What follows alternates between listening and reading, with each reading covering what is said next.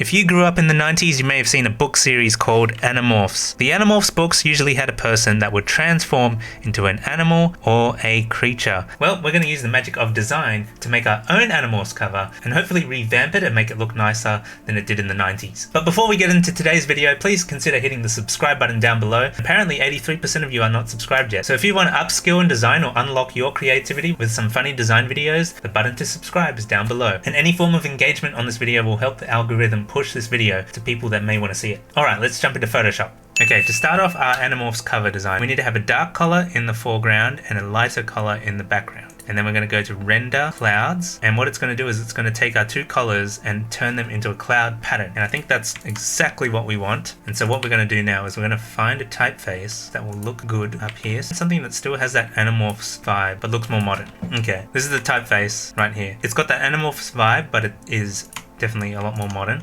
Okay, so now we're going to get a rectangle tool and we're going to just put it underneath the ANIMORPHS title. And yes, if you haven't noticed, my hair is now green, and it's not for St. Patrick's Day, and it wasn't just for the My Chemical Romance concert here in Sydney. But I did get my hair dyed green for something that I'm working on my other channel, Awkward Convos, which is my band project. Okay, so now we've cut out the text from the rectangle. Now we want to see if we can give it a bit of a harsh drop shadow, something like that. Okay, so I'm not really loving the drop shadow anymore. I'm just going to leave it without the drop shadow, but I might try this where I duplicate it and just put it underneath as if it was a drop shadow, and then bang. That is actually what I was kind of after. Let's work on the more fun part of doing the actual morph. Luckily, I've got these assets ready to go. So we've got this image here of me and my yellow highlighter hair, which I talked about on TikTok. That was my hair directly before I dyed it green. So what we're going to do is basically morph me into a highlighter.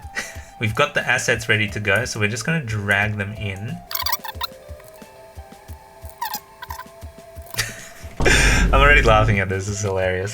So that's the blend, goes from that to that. Now I want to make it a bit more seamless, so what I'm going to do is put a mask on all of these layers. As you can see, much better already. Fade that in like that. And there we go. That's what I'm talking about. That's our blend. That's our anamorph. We're going to come up with a little tagline now. So we're going to say something like, when you can't find a highlighter, just become one. That's it. Wow. I want to change this typeface again because I feel like it needs to be a little bit wider. Yeah, here we go. That's the typeface we want. And I think for emphasis, let's just completely kern that out like that. I'm trying to make it better, but also still keep that old school vibe. Anyways, that's our little tagline underneath the title. Maybe I should just offset it. That could be interesting. Yeah. Yeah, and then what we want to do down here is just put in the title of this book, The Highlighter, and this one is by me, Wishy Joshy. And to top it all off, let's chuck in the Scholastic logo down the bottom like that. Now the final step to make this look a little bit more legit is we're going to put some glows around each of the morphing images. There we go. Now the reason why there's this white border around it now is because I found a mock-up where the dimensions were slightly different, and I'm just going to rearrange the positioning of things.